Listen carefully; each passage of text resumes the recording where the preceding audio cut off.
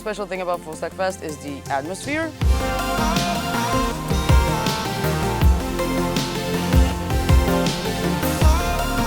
There's so many people from so many different countries. It's such an international conference, and just getting to mix all together in Spain, for me, that's amazing.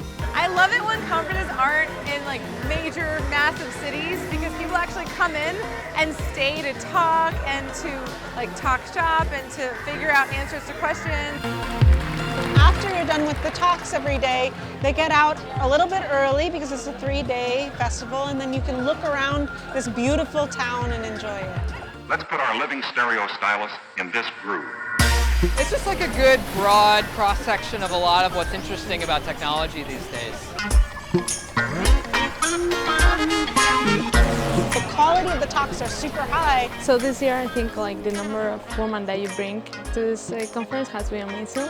I think that it's one of the few conferences when you can learn and get exposed to both front-end topics and back-end topics, and get to learn from both worlds instead of just focusing in one.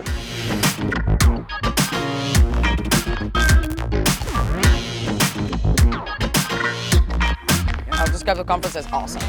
It's a pretty good single word that I use a lot. Fun, epic, Mind-blowing.